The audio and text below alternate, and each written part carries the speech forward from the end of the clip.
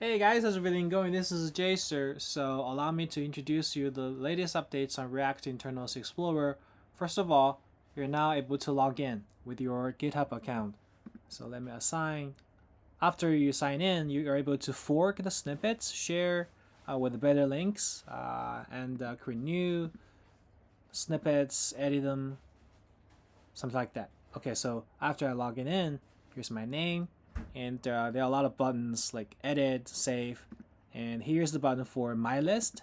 You can just load the snippets from yourself, and all, or you can just choose the snippets from me. It's the snippets from Jaser and load them, and then you can fork them because it's from me, so it's safe here.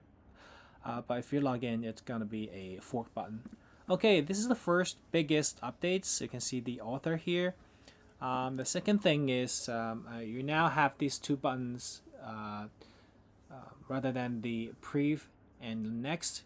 You're able to now start over and also jump straight to the end. It will be very handy if the rendering process is very complex. Okay, the next one is the play speed. Now your choice is stored in local storage, so even if I reload, the play speed will be persistent. Pretty neat. Okay, the one is I've added the inspector support for the component, the context. Let me share with you what it is. Okay, so let's switch to the context here, and then we render them. Jump to the end. Make it smaller. Now, when I press the button, the context value will be different, updated. So you can now see that when we go to the context provider, okay, here, this C, where is the consumer used, it will be updated with this sync lane, right? Why it happens is because when this context provider is being re-rendered, it detects the change on the value, and it will set the lanes for the consumer directly. So the C here, C is use context. You can see that. Okay, wait a minute. Oh, sorry. Yeah, I've just jumped straight to the end, but no worries. We'll just fast rewind.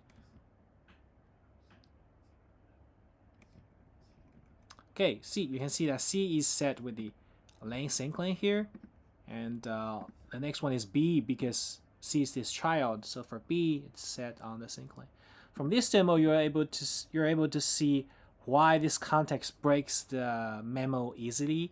I've also added the subtree of memo, so you can see that basically you need to add a lot of memos in order to cope with context. Well, I like context, but you need to be careful.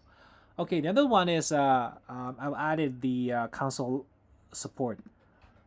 So if you console log something like Jaser and run it again, you'll be able to see the log messages here, and also you're able to see the messages. This is pretty neat. This also shows errors if there are any. Okay, the next thing is about the material links for the built-in components, like this context provider. If you want to know more about the context, you can click the button read more here. There are some links. So far, it's they all link to my blog.